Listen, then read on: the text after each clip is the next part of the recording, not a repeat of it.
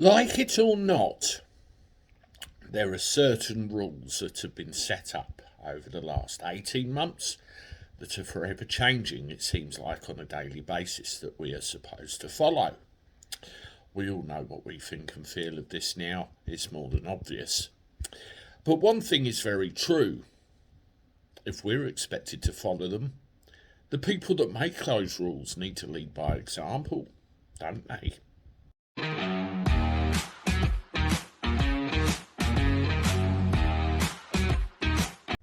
How do everyone? Welcome back to the channel for a Wednesday. Hope you're doing alright, I'm not too bad. Hope your day's going good. Let me know in the comments below what you've been up to and everything's tickety-boo in your neck of the woods, which is what it's all about.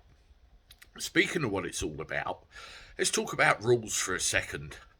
Over the last couple of months, we've had all the pantomime, haven't we, of government ministers having Christmas parties, government ministers having cheese and wine afternoons in the grounds of 10 Downing Street when all the rest of us have been ordered to stay at home.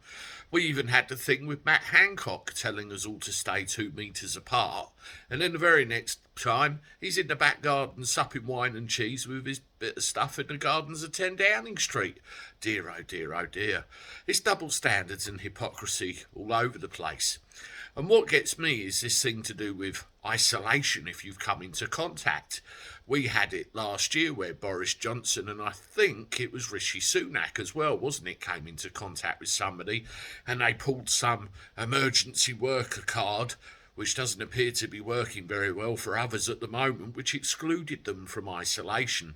And we all kicked off a bit like this petition about Tony Blair, which, by the way, has got over 600,000 signatures now, and they backed down and went into isolation. Well, it turns out it doesn't end. Have a look at this.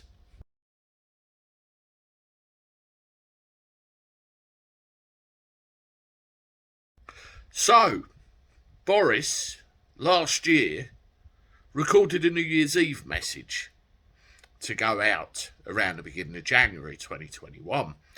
And it turns out one of the videographers involved in this later tested positive for the old Kung flu. And Boris apparently was in extended face-to-face contact with them. So, pretty close. Now, the standing rules at the time were you're supposed to isolate for 10 days. Guess what Boris did? Completely the opposite by all accounts. And what does the government, what does Downing Street say? As usual, no rules were broken.